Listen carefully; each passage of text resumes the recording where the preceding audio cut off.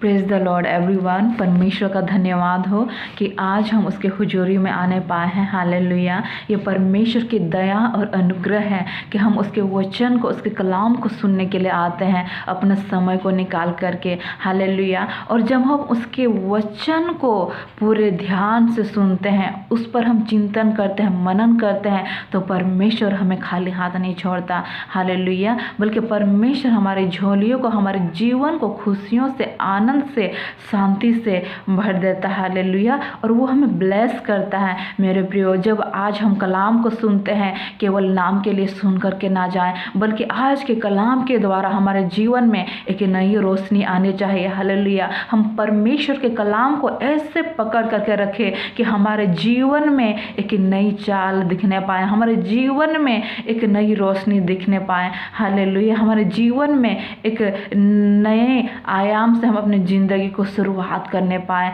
Hallelujah. मेरे प्रियो, जब हम परमेश्वर के कलाम को पढ़ते हैं, जब यहेजकेल की पुस्तक में लिखा है उसका 33 का 20 पद में, तो यहाँ पे इस प्रकार लिखा हुआ है, हे इज़राइल के घराने, मैं हर एक व्यक्ति का न्याय उसकी चाल ही के अनुसार करूँगा। मेरे प्रियो, जब हम इस कलाम को पढ़ते हैं तो यहाँ पे लिखा है कि हमारा चाल चलन जिस प्रकार का होता है उसी प्रकार हमारा न्याय किया जाएगा।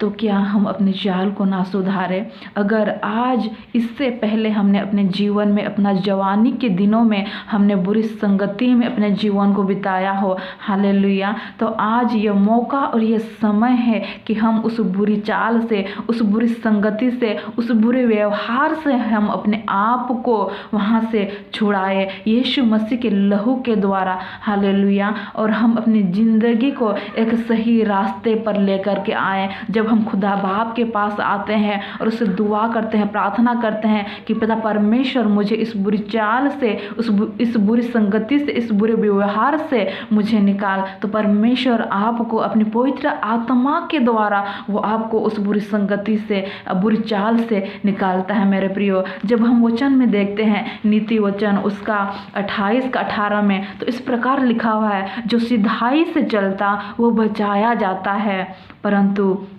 जो टेढ़ी चाल चलता है वो अचानक गिर पड़ता है। मेरे प्रियो, क्या हम बुरी चाल को चले? जब हम बुरी चाल को चलते हैं, जब हम टेढ़ी चाल चलते हैं तो हम गिर जाते हैं, लेकिन जब हम सिधाई के चाल में चलते हैं, परमेश्वर का भय मानते हुए जाते हैं, तो हम बचाए जाते हैं। वही तो वचन में लिखा है, जो अपनी चाल चलन की चौकसी करता है वो अपनी प्राण की भी रक्षा करता है। मेरे प्रियो, आज परमेश्वर को स्मरण करके अपने जीवन को सही तरीके से बिताएं। परमेश्वर